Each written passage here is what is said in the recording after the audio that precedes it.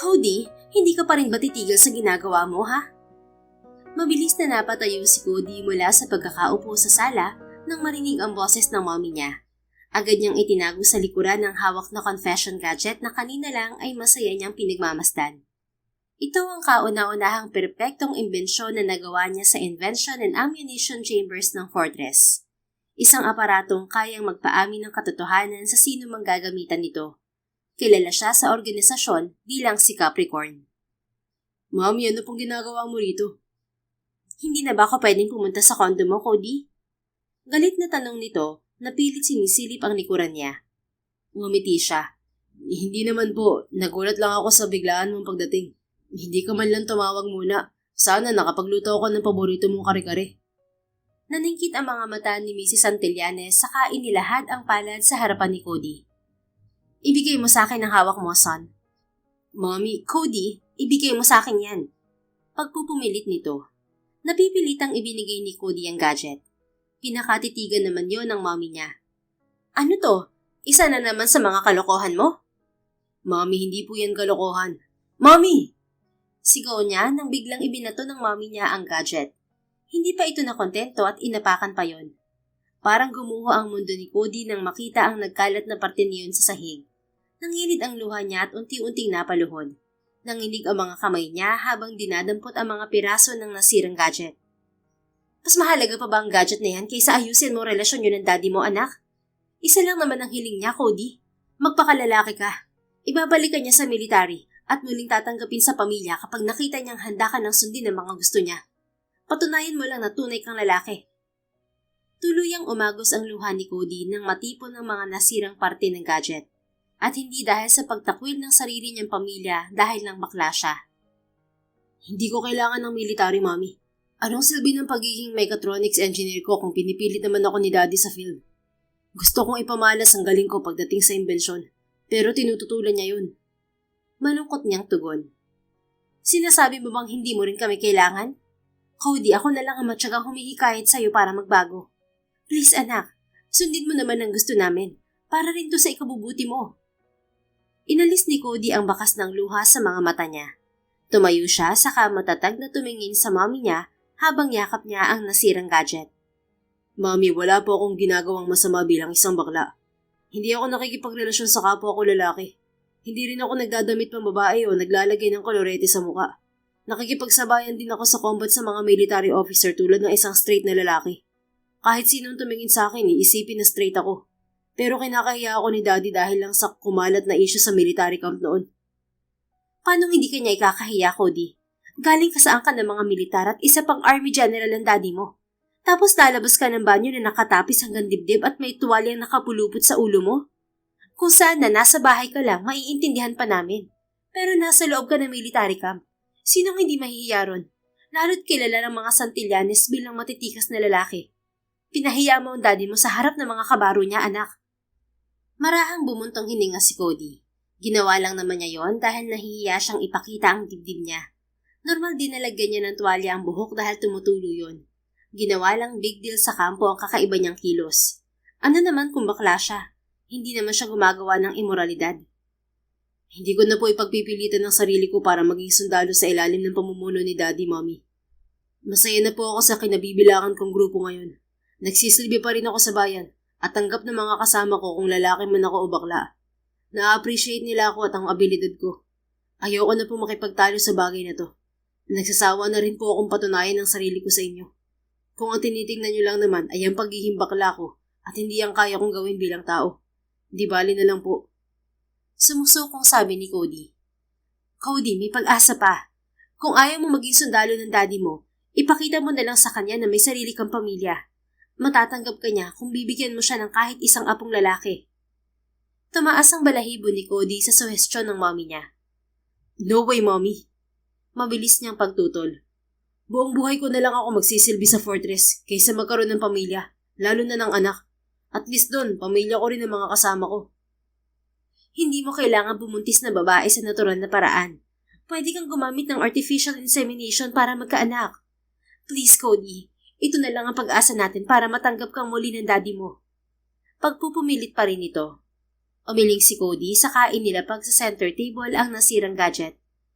Okay lang po kung hindi na niya ako kilalanin bilang isang Santillanes.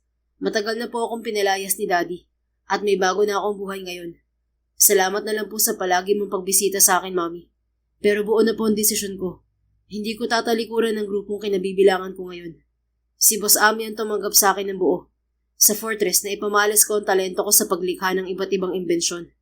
Hindi man ito laging perpekto, binibigyan nila ako ng sapat na oras para magtagumpay. Ganoong suporta po ang kailangan ko. Sandaling napatingin si Cody sa nasirang gadget bago muling nagsalita. Ilang taon nang ginugol ko sa paghahanap ng iba't ibang pyesa para mabuo to. Pero sa isang iglap, nasira lang. Malungkot niyang sabi. Masisisi mo ba ako kung gusto ko lang makompleto ulit ang pamilya natin? Ikaw lang ang iniisip ko, Cody. At ang kinabukasan mo. Wala pong may kasalanan nito kundi ako lang. Sa akin nagmula ang problema. Kaya sana hayaan niyo na lang ako. Dahil sa sama ng loob, tinalikuran ni Cody ang mami niya at iniwan ito sa sala. Cody, nag-uusap pa tayo. Bumalik ka dito. Hindi niya pinansin ang pagsigaw ng mami niya at diretso siyang pumasok sa kwarto niya. Inilak niya ang pinto saka kinuha ang cellphone niya. Kailangan niyang magsumbong sa mga kaibigan niya para gumaan ang dibdib niya. Unang dial pa lang sa number ni Scorpio, sumagot na ito. Sinabi ni Cody rito ang lahat ng pinag-usapan nila ng mami niya, maging ang gusto nitong magkaroon siya ng pamilya. Sa halip na gumaan ang dibdib niya, parang mas nadagdagan pa ang kanyang problema sa suhestyon nito. Ang simple lang naman ang problema mo, Capricorn. Gusto mo bang ipahiram ko sa'yo ang matres ko? Willing to rent naman to. Basta ba natural natin gagawin ng pagbuo sa bata, papayag ako. Biro nito sabay hagalpak ng tawa. Bruha ka, kilabutan ka nga. Hindi ako hahawak na babae. Ew! Maarte niyang sabi. Kumakaiw ka naman? Diring-diri, besh. Nakakainis ka kasi, Scorpio. Gusto kong gumaan ng pakiramdam ko pero dinadagdagan mo pa. Inis at may halong tampo niyang sabi. Oo na, sorry. Pero maiba ako. Paano mo mabubuo ulit ang gadget mo? Saan ka kukuha ng panibagong pyesa? Di ba mahirap makahanap nun? Balik sa seryoso nitong tanong. Napahawak sa noo si Cody sa kabumuntong hininga. Maghihintay ako kung kailan magbubukas ang auction ng Purple Tech. Magaganda at dekalidad ang mga gawa nila. Pero bihira lang silang magbukas ng bentahan. Sa auction na lang ako aasa na makita roon ng piyesang kailangan ko. Nagsara na kasi ang kumpanyang dati kong binilihan eh. May pag-asa naman pala. Akala ko wala eh. Pero kung kailangan mo ng matres, sabihin mo lang sa akin, stop it, Scorpio. Putol niya agad sa sasabihin nito. Banggitin mo pa yan, sasabunutan talaga kitang babae ka. Malakas na tumawa si Scorpio. Ang sarap mo talagang biruin, Capricorn. Para ako mabubuntis kapag naiinis ka. Nagiging lalaking-lalaki kasi ang boses mo. My God, Scorpio, stop it na nga. Kinikilabutan ako sa'yo. Oo na, titigil na. Ay, wait. Kailangan ko na palang magpaalam. May pinapagawa pala sa akin si Lady Mahika. Bye, bakla. Okay, bye, bruha. Sabi pa niya rito, pero tumawa lang ito. Pagkatapos ng tawag, napatingin na lang si Cody sa cellphone niya saka napangiti. Parehong magaganda ang dalawang kaibigan niyang sina Aquarius at Scorpio. Pero wala siyang kahit na kaunting pagnanasa sa dalawang babae. One of the girls talaga siya kapag kasama ang mga to. Mahilig lang magbiro si Scorpio, pero alam niya kung sino talaga ang totoong crush nito. Biruin mo pa ako, ibubuking talaga kita sa crush mo, Scorpio. Ani sa sarili. Nawala ang ngiti ni Cody nang muling maalala ang nasirang gadget. Wala siyang pagpipilian kundi mag-abang ng announcement sa website ng Purple Tech. Eksaktong 5 buwan bago naglabas ng opisyal na anunsyo ang Purple Tech sa kanilang website. Pero kalakip noon ang salitang last auction. What happened to Purple Tech? Bakit last auction na to? Nagtataka niyang tanong habang nakatutok sa kanyang cellphone. Kasama sa anunsyo ang isang detalyadong katalog kung saan nakalakip ang mga high-tech prototypes, experimental devices, at mga disassembled components mula sa research projects ng mga ito. Napako ang tingin ni Cody sa isang partikular na item mula sa tinatawag na Project Lilac, isa sa mga research project ng Purple Tech. Isa lang itong piyesa na kasing laki ng SIM card mula sa proyekto ng kumpanya. Ito na yun. Excited niyang sabi. Wala siyang sinayang na oras at agad siyang nag-register bilang leader para makakuha ng pass sa auction house. Hindi siya mapakali habang hinihintay ang tugon ng kumpanya hanggang sa isang notification email ang pumasok. Halos manginig ang mga daliri ni Cody bago buksan ang email. You're officially registered as a bidder. Yes! Masaya niyang bulalas pagkabasa sa mensahe. Napahigpit ang hawak niya sa cellphone at muling tinitigan ang catalog.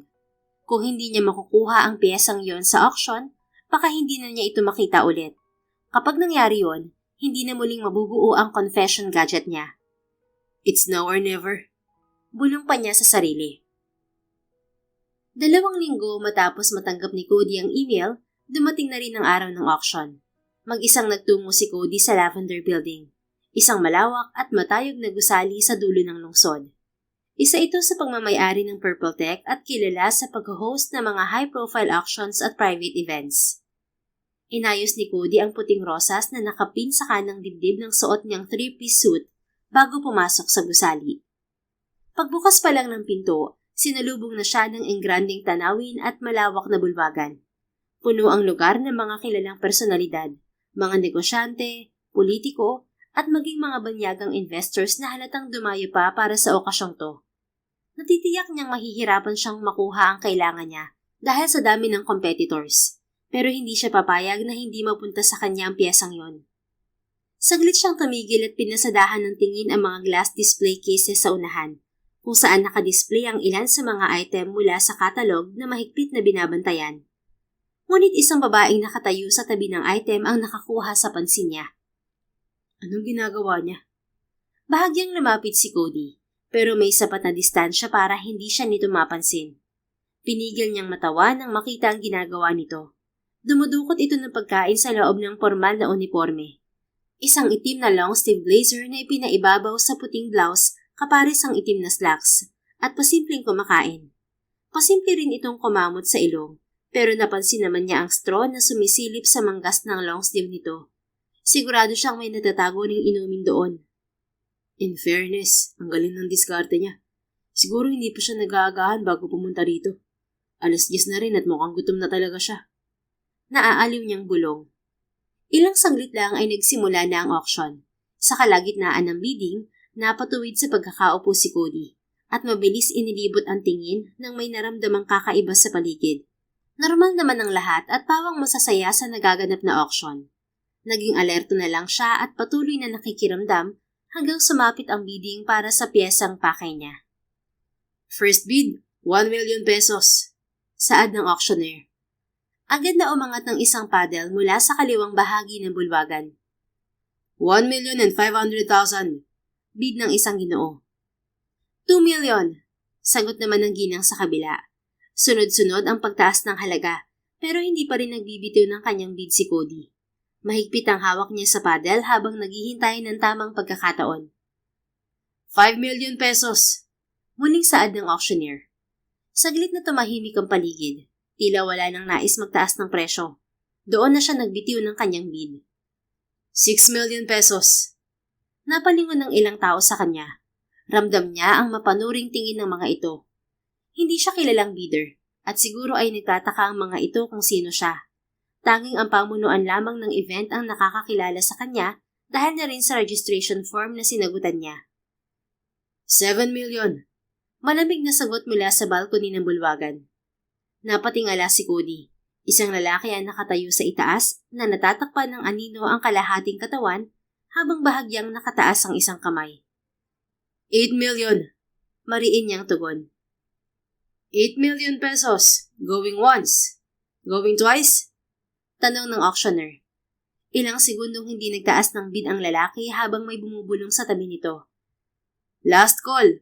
Muling sabi ng auctioneer. Itinaas ng lalaki ang kamay na waring magbibid ulit, pero muling nag-anunsyo ang auctioneer. 8 million. Sold. Malakas na pumalakpak si Cody dala ng labis na kasiyahan. Pagtingin niyang muli sa lalaki, bahagya pang nakaangat ang kamay nito. Pagbaba niyon ay biglang nagpatay-sindi ang ilaw sa kisame. Anong nangyayari? Bulong ng isa sa mga babaeng bisita.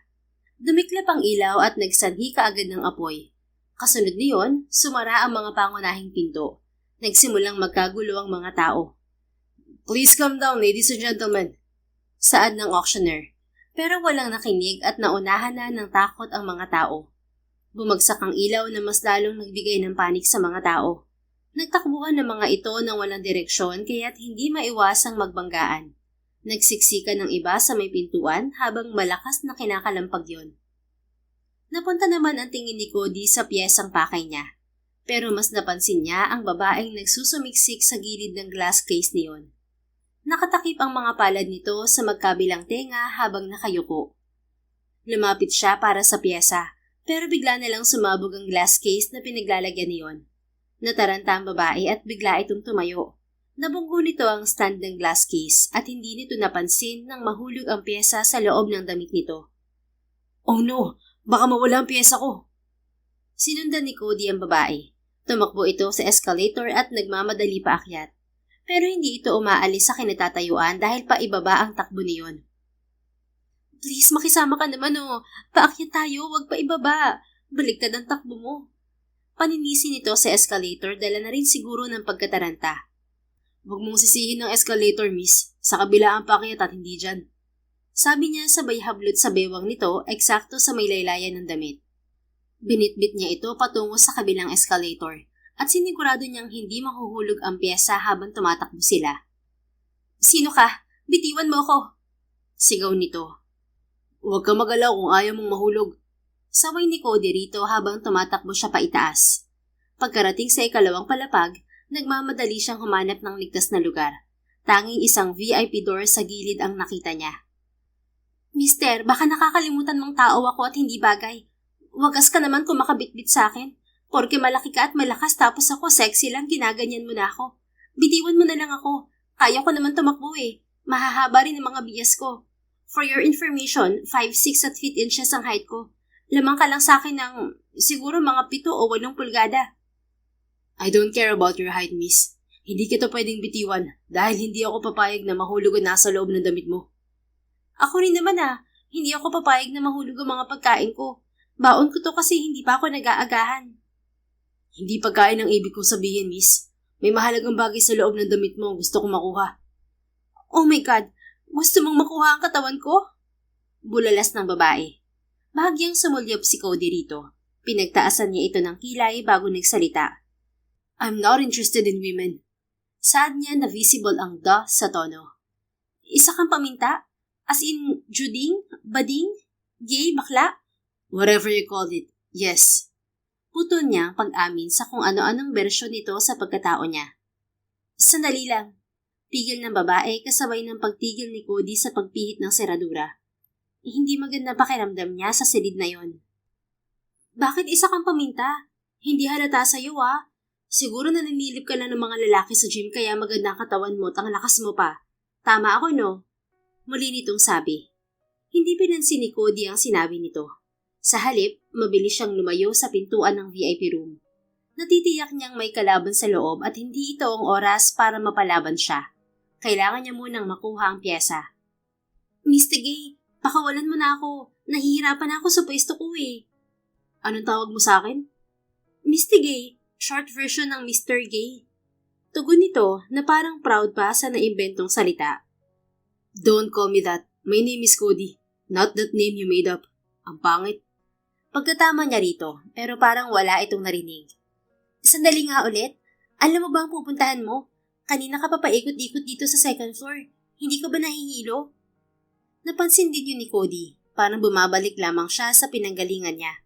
Pero ang totoo, nakalilito lang talaga ang pare-parehong disenyo ng mga pasilyo. Kung hindi matala sa mga mata niya, iisipin niyang umiikot lang talaga sila. Isa ka sa nagtatrabaho rito, miss. Alam mo ba kung paano tayo makakalabas? Oo, pero uunahan na kita. Sasabihin ko lang sa'yo kung bibitiwan mo ko. Aray! Daing nito nang bitiwan niya at lumagapak sa sahig. Bakit bigla mo akong binitiwan? Ikaw ang nagsabi na bitiwan kita. Bakit nagagalit ka? Bakit basta-basta? Wala man lang pag-iingat. Babae pa rin ako, no? Deserve ko pa rin na ingatan. Palibhasa, mistigay ka kaya hindi uso sa'yo ang pagiging gentleman. Whatever. Lead the way na nga lang. Ang dami mong ebas, girl. Oh, wait. Humarap siya sa babae nang may maalala. Ilabas mo muna yung nasa loob ng damit mo bago tayo magpatuloy. Paano ko ilalabas ang suso ko? Nakadikit yun. Namilog ang mga mata ni Cody. Bahagyang nag-init ang mukha niya at parang siya pa ang nahiya sa sinabi nito. Gosh, I'm not talking about your Susan, girl. Palatak niya. Namaywang naman ito sa harapan niya. Alam mo, nakakainis ka. Mas maarte ka pa sa akin. Kumukulot ang 3 kong bang sa kaartehan mo. Kapag nainis talaga ako sa'yo, pipisilin ko yung Super Junior mo para maging straight ka na. Mukha ka pa namang Dax. Nanliit ang mga mata ni Cody. Poprotektahan niya ang kanyang Super Junior laban dito. Pero hindi na siya nakipagtalo. Siya na mismo ang nag-alis sa nakatucked in itong blouse. Napanganga na lang siya nang mahulog sa sahig ang chips, sandwich at juice drink pero wala ang piyesang kailangan niya. Nasaan na yun? Bakit wala? Ano bang hinahanap mo? Suso ko ba? Wala talaga sa sahig yun. Nakadikit pa kasi sa dibdib ko. Gagi. Seryosong hinawakan ni Cody sa magkabilang balikat ang babae. Nasaan na yung pyesa, miss? Ilabas mo. Kung makahawa ka naman, akala mo'y in-hit ka at gusto makipagtalik. Ano ba kasing piyesa yung hinahanap mo, akla?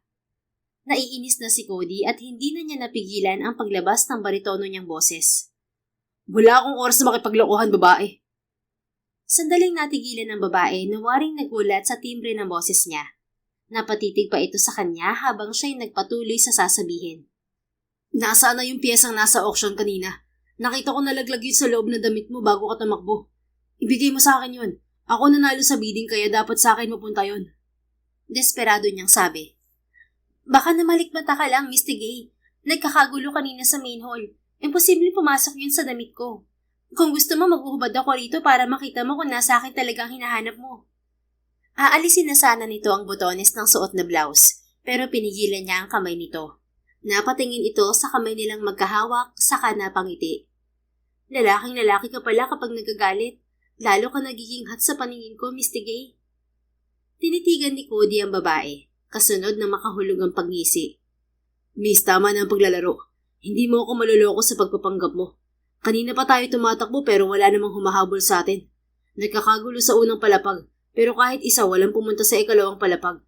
At isa pa, napansin ko, nataranta ka kanina sa kaguluhan.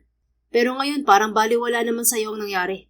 Kung ano man ang nangyayari ngayon, sigurado akong may alam ka. Tama ba ako? Humiti ang babae saka tumingin sa labi niya. Hindi bagay sa'yo ang lipstick, Mr. Gay. I hate it. Sabi nito na parang hindi narinig ang mga sinabi niya. Sa gulat ni Cody, bigla nitong hinila ang kurbata niya saka siya sinunggaban ng halik. Napasinghap siya nang sakupin nito ang kanyang mga labi at mariin na hinalikan na tila gustong ubusin ang lahat ng kulay niyon. Ilang sandali lang ay tumigil ito sa paghalik, habang siya'y nanatiling hindi pa rin maproseso ang nangyari. Oh, natural color pala ng lips mo ang red at hindi lipstick. Mas lalo lang tuloy naging mapula pagkatapos kong halikan. Sorry, akala ko naka-lipstick ka. Kung hindi mo sana sinabi na bakla ka, hindi kita hahalikan. Wala namang mali siya kapag parehong babae naghalikan, di ba? So, okay lang ang ginawa ko. Uminit ang mukha ni Cody. Pinagsamantalahan nito ang mga labi niya, tapos parang kasalanan pa niya. Anong walang mali siya? Bakit? Meron ba? Mabilis nitong tanong. Natahimik si Cody. Dapat ay wala naman talagang mali siya ang nangyari. Alam niya sa sarili na bakla siya. Pero kahit hindi niya aminin, may kakaiba siyang naramdaman pagkatapos ng halik nito. Hindi ito pandidiri, kundi isang bagay na tila nagustuhan niya. Oh my God, you're a girl. You shouldn't be kissing just any guy like that. Have some respect for yourself. Sermo niya rito nang bahagyang nakabawi sa pagkabigla. Guy, akala ko ba gay ka? So pagkatapos ng halik, kinoconsider mo ng lalaki ka? Mapaglaro nitong tanong. Muling natahimik si Cody at hindi niya alam kung paano sasagutin yon. 29 years old na siya at 10 taon na niyang tinanggap sa sarili na bakla siya. Imposibleng mag-change of heart siya dahil lang sa isang halik. You know what, Mr. Gay? Muling natuon ang atensyon ni Cody sa babae nang mapansin ang pagbabago sa boses nito. Naroon ang kaseryosohan at pagiging misteryosa nito. Matalas sa mga mata mo at tama ang lahat ng obserbasyon mo. Pero pasensya na, hindi ikaw ang kailangan ko. Pero bago tayo magpaalam sa isa't isa, gusto ko maalala mo pa rin ako. Ngayon lang kasi ako nakakita ng interesanteng pagkatao tulad ng sayo. At baka hindi mo ako makalimutan sa gagawin ko. Nahigit ni Cody ang paghinga nang bigla nitong nakutin ang pagkalalaki niya. Natigilan siya at hindi agad makakilos. Hanggang biglang umilaw ang isang kwadradong aparato sa paligid na kinatatayuan niya. Wow, Dax! Bulalas nito bago siya bitiwan. Paalam, Misty Gay Dax. Hanggang sa muli nating pagkikita. Huwag mo akong kakalimutan ha. Pagkasabi niyon, mabilis na bumaba mula sa kisame ang isang transparent na panel na tuluyang kumulong kay Cody. Mukha yung makapal na bubog na nagsilbing parang hawla niya. Kasabay noon, nagkagulo sa ikalawang palapag. Dumating ang mga armadong kalalakihan at agad pinalibutan ng babae. Miss, sandali! Lumapit sa harang si Cody at hinampas yun, pero walang silbi ang ginawa niya. Mabilis na nagpaputok ang mga kalalakihan sa kanya, pero wala ring epekto yun sa matibay na harang. Parang sinasalo lang ng ibabaw niyon ang impact ng bala at bumabalik pa rin sa dati na parang walang nangyari. Ngumiti sa kanya ang babae kasunod ng pagdilim sa kinaroroonan niya at wala na siyang makita sa paligid kundi kadiliman. Ilang segundong itinagal niyon hanggang muling lumiwanag at bumungad sa kanya ang likod ng Lavender Building.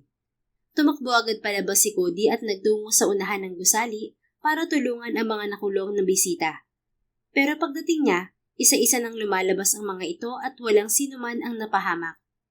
Sinasabi ko na nga ba, di ko ilang ang pagliyab ng ilaw at front lamang ang auction dahil may ibang planong organizer ng event na to. Ani Cody. Pumasok sa alaala niya ang babae at ang pagdakip dito ng mga kalalakihan. Inaabangan niya ang paglabas ng mga ito, pero naubos na ang mga tao, hindi pa rin niya nakita ang mga to. Tulad ng bigla niyang pag-exit sa gusali, mukhang may iba pang exit roon. Hindi na yun nakapagtataka dahil tech genius ang may-ari ng Lavender Building. Ang problema, hindi niya alam kung saan pumunta ang mga ito. Kailangan ko siyang mahanap. Hawak pa niya ang piyesang kailangan ko. Hindi pa niya alam kung paano sisimulan ang paghahanap sa babae. May trabaho siya sa fortress at karaniwan ay hindi siya nagtatrabaho sa field. Ngunit hindi siya papayag na mawala ang kaisa-isang bagay na kailangan niya para sa imbensyon. 3 linggo makalipas ang auction, kasalukuyang nasa ospital si Cody nang makatanggap siya ng tawag mula sa isa nilang boss sa fortress. Agent Capricorn speaking. Tugon niya sa kabilang linya. Agent Capricorn, you're summoned to Boss Amy's office for an urgent mission. Proceed there immediately. Maotoridad na sabi ni Agent Kira. Noted, ma'am. Pagkaputol ng tawag, pumunta agad si Cody sa opisina ni Boss Amy. Nakasabay pa niya sa pagpasok si Agent Gemini, isang babaeng agent na kasama niya sa Invention and Ammunition Chambers sa ilalim ng mag-asawang Sir Avolo at Mrs. Avain, na mga magulang naman ng kambal na agents na sina Captain Ava at Captain Evo. Mas kilala ang dalawang kapitan bilang Captain Pigeon at Captain Bravo. Magandang araw po, Boss Amy. Bati ni Gemini. Magandang araw din, Boss Amy. Ipinatawag mo raw po ako. Magalang na bati rin ni Cody. Muling bumalik sa alaala ni Cody kung paano siya nakapasok sa organisasyon. Sinadya niyang mag-apply sa Fortress pagkatapos siyang patalsikin sa military at umaasang mabibigyan siya ng pagkakataong mapatunayan ang sarili niya sa kung ano ang kaya niyang gawin at kung sino talaga siya. Pangarap niyang mapabilang sa Invention Chambers at makalikha ng mga imbensyong tunay na kapakipakinabang. Ni hindi hinusgahan ng organisasyon ng obvious na kasarian niya. Mas tutok ang mga ito sa skill na meron siya. Malakas ang kanyang credential bilang isang sundalo, kaya hindi nagtagal ay natanggap siya bilang isang agent. Ipinadala siya sa ibang bansa para sa kanyang unang misyon. Pagsubok na rin yon para patunayan ang kanyang kakayahan. Kalaunan, napabilang na rin siya sa pangarap niyang departamento. Thank you for coming, Agent Gemini and Agent Capricorn. Please have a seat. Paanyaya ni Boss Amy. Umupo sa visitors lounge sina Gemini at Capricorn.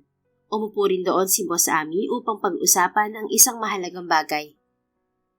Pinag-aralan ko ang hiniling mo tungkol sa pinsan mo, Agent Gemini, at tinanggap ko to. Panimula ni Boss Amy, sabay lapag ng 2 gold envelope sa mesang nasa harapan nila. Kunin niyo, utos pa nito. Kinuha ni na Gemini at Capricorn ng envelope. Nagulat si Cody nang makita ang file sa loob niyon. Nakatitig lang siya sa mukha ng babaeng 3 linggo ng laman ng isip niya. Tumatak sa isip niya ang mga ginawa nito at ito pa lamang ang kauna-unahang nag-violate sa katawan niya. Tama ito dahil hindi niya ito makalimutan. Nagpatuloy naman sa sasabihin si Boss Amy. This is a top-level confidential mission. Your objective is to locate the subject and bring her back alive. Kayo ang pinili ko para sa operasyong to for 3 reasons. Una, ikaw ang pinsan ng Subject Agent Gemini, giving you a personal advantage in tracking her usual location. Pangalawa, pareho kayong naka-assign sa Invention Chambers at may direktang kaugnayan sa imbensyon ng target. Ang pangatlo, Agent Capricorn, you have proven field experience for your time as a captain in the military. You're capable of handling both long-range and close-quarters combat if the situation escalates. Kung kakailanganin nyo ng karagdagang suporta, naka-standby bilang backup sina Agent Arm at Agent Leg. The two assistants of Lady Sia are well-suited for this mission. Captain Pigeon will handle surveillance and maintain communication through our system. Paliwanag ni Boss Ami sa magiging misyon ng dalawa. Maraming salamat sa konsiderasyon, Boss. Malaking tulong po ito para mahanap ang nawawala kong pinsan. Nagagalak na sabi ni Gemini. Your cousin has a talent for research and invention, and I don't let valuable talent go to waste. Bring her back alive, and I'll make her an offer she won't refuse. Affirmative, Boss. Sabay na sagot ng dalawang agent. Pagkatapos ng meeting, bumalik sa kanyang departamento si Cody. Muli niyang tiningnan ang larawan ni Violet sa hawak na files. Gumagawa ng paraan ng tadhana para mapasa kamay ko ang piyesa. Hintayin mo lang ako, Miss Violet Tan. Hahanapin kita para makuha ko sa iyo ang kailangan ko. Bulong niya sa isip. Piyesa lang ang kailangan niya rito, pero may kung anong bumubulong sa isip niya na hindi lang iyon ang dahilan. Binabalot ng pag-aalala ang pagkatao niya kapag iniisip na nasa panganib ito. Nakokonsensya rin siya dahil mas pinili siya nitong ikulong sa transparent panel para sa kaligtasan niya kaysa iligtas ang sarili nito. Okay, ngayon ko lang aaminin. Ililigtas kita kung nasa panganib ka man, Violet. Muli niyang sabi sa isip at sa mga oras na yon, buo na ang desisyon niyang muling sumabak sa field mission para sa piyesang kailangan niya at sa babaeng hindi pinapatahimik ang isip niya. Sa kabilang dako, nakangisi si Violet habang nasa harapan si Francis Manises, ang lalaking kalaban ni Cody sa bidding para sa napakahalagang piyesa na nabuo ng kanyang mga magulang sa Project Lilac. Nabuo ang proyekto mula sa paniniwalang hindi lahat ng nakukulong ay guilty. Kung may paraan para malaman ng katotohanan, wala nang makukulong na inosente. Naging matagumpay ang proyekto, pero naging ugat yun ng kamatayan ng mga magulang niya. Isa si Francis sa hinihinalan niyang suspect at plano niyang gamitin ang piyesa upang bumuo ng device laban dito. Pero kinuha nito ang piyesa upang ilagay sa auction at pagkakitaan ng malaki. Nakikipaglaban pa ito sa bidding para mas tumaas ang presyo ng item. Huling pagkakataon para mapatawad kita, Violet. Saan mo itinago ang piyesa? Galit na tanong ni Francis. Ngumisi si Violet at hindi alintana ang nakagapos niyang katawan. Ilang linggo na siyang nakakulong sa isang silid sa loob mismo ng Lavender Building. Marami yung pasikot-sikot na daan, trap at mga sikretong lagusan na sinadyang gawin para lituhin ang sinumang papasok. Meron ding device sa loob na pumipigil sa anumang uri ng signal, lalo na sa tracking devices, kaya't walang basta-bastang makakahanap sa kanya roon. Kapag napikon si Francis sa kanya, inaasahan na niyang ililipat siya nito sa ibang lugar at yun ang hinihintay niya. May plano na siya para mahuli ang lalaki at sana lang magtagumpay ang pinsan niyang si Hazel para makuha ang suporta ng organisasyong kinabibilangan nito. Dahil kung hindi, tiyak na mahihirapan siya. Bakit mo pa itatago kung sasabihin ko rin pala kung nasaan? Ano ako, tanga? Hindi mo ko katulad, Francis. Tugon niya sa lalaki. Isang malakas na sampal ang naging tugon ni Francis. Bumaling ang ulo niya sa lakas niyon, pero baliwala siyang tumingin dito. Kahit paulit-ulit mo akong saktan, hindi mo makikita ang piyesa, Francis. At kapag nabuo ang device, malalantad na rin ang kalokohan mo. Mababawi ko na sa iyo ang Purple Tech at mabibigyan ko na rin ng hustisyang ginawa mo sa mga magulang ko. May hangganan ng lahat, Francis. Balang araw babagsak ka rin. Ngumisi ito at marahas na hinawakan ng mukha niya. Sino magpapabagsak sa akin? Ikaw? Ha? Nagpapatawa ka ba, Violet? Anong laban ng isang babaeng kagaya mo sa tulad ko? Inihanda ako ng mga magulang ko para sa ganitong sitwasyon. Alisin mo lamang ang gapos ko at makikita mong hindi nasayang ang pagsasanay ko sa taekwondo at ang military training ko sa South Korea. Huwag mo talaga akong hinahamon dahil papatulan talaga kitang walang yaka. Hindi kita pwedeng pakawalan, Violet. Ayoko maulit ang paggawa mo ng gulo tulad ng ginawa mo sa auction ko. Hinayaan na kitang magpakalat-kalat doon. Pero nakagawa ka pa rin ng paraan para makuha ang piyesa. Pinaniwala mo ako sa pagbabait-baitan mo. Pero bumagsak ka pa rin sa mga kamay ko. Kinilabutan si Violet nang bahagyang lumandas ang hilalaki ni Francis sa labi niya bago muling nagsalita. Kung natuloy sana ang kasal natin noon, hindi ko na kailangan saktan ng mga magulang mo para makuha ang Purple Tech. Sana buhay pa sila ngayon. At ikaw ang may kasalanan kaya hindi natuloy ang kasal natin. At naging dahilan yun para mawala sa iyo ang mga magulang mo. Gago ka! Singhal niya rito saka pinilig ang ulo niya para alisin ang pagkakahawak nito. Sinong papatol sa'yo? Kasing tanda mo ng daddy ko. Kilabutan ka nga. Ang pangit mo pa. Kaya siguro tumanda kang ganyan at wala pa ring babaeng nagkakagusto sa'yo kasi pangit ka. Ayan tuloy, mag-isa ka sa buhay. Mas gusto ko pang pumatol sa bakla kaysa magpakasal sa matandang pangit na tulad mo. Muli siyang sinampal ni Francis, saka hinila ang kanyang buhok patalikod. Napatingala siya at bahagyang napangiwi sa sakit. Inuubos mo ang pasensya ko, Violet. Kaya pasensya na rin sa gagawin ko sa'yo. Marahas siyang pinakawalan ni Francis saka binalingan ang mga nakastandby nitong mga tauhan. Ilabas niyo yan at dalhin sa lumang planta sa dulo ng bayan. Kahit anong gawin ko sa kanya ron, walang makikialam. Kahit ibilad ko pa siya sa araw.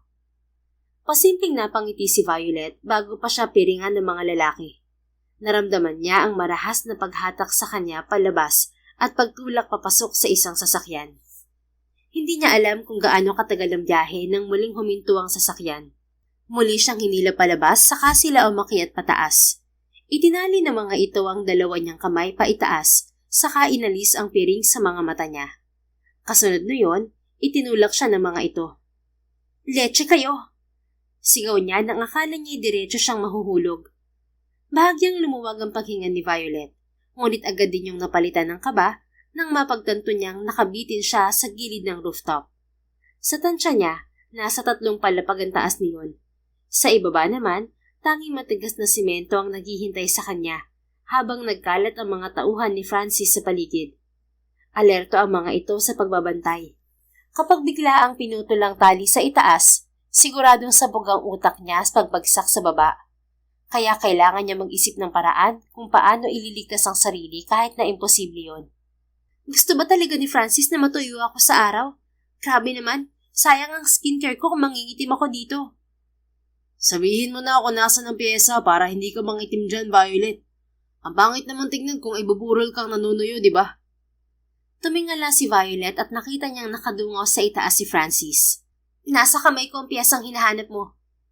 Tumingin si Francis sa nakagapos niya mga kamay at kahit hirap, ipinakita niya rito ang middle finger niya.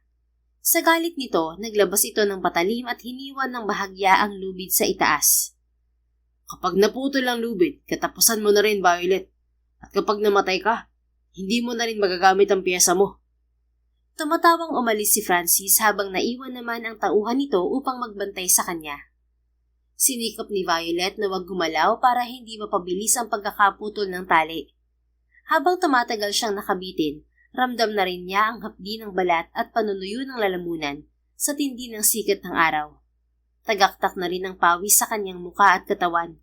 Dehydrated na rin siya dahil ilang araw na siyang hindi pinapakain at pinapainom ni Francis. Hazel, bilisan mo ang pag-track sa akin. Mahina niyang sabi. May nakadikit na skin tone tracking device sa dibdib niya at inaasahan niyang anumang oras darating ang pinsan niya. Ilang sandali lang nakita ni Violet ang pagkalaglag ng isang tauhan ni Francis mula sa rooftop. Nabuhayan siya ng loob at napangiti. Yun na ang signal na hinihintay niya. Narito na siya. Bulong niya. Nakita niyang nakikipaglaban si Hazel sa kabilang bahagi ng planta at meron pang 2 malalaking lalaki sa kabila. Patuloy rin sa pagbagsak ang iba pang mga kalaban, kaya naisip niyang hindi lang 2 ang kasama ng pinsan niya.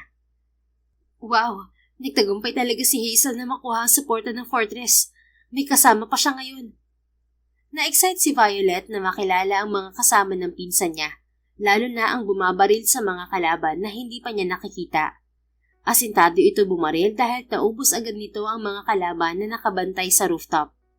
Kumilos siya para makaalis sa pagkakabitin, pero namilog ang mga mata niya nang makitang kaunti na lamang ay mapuputol na ang lubid.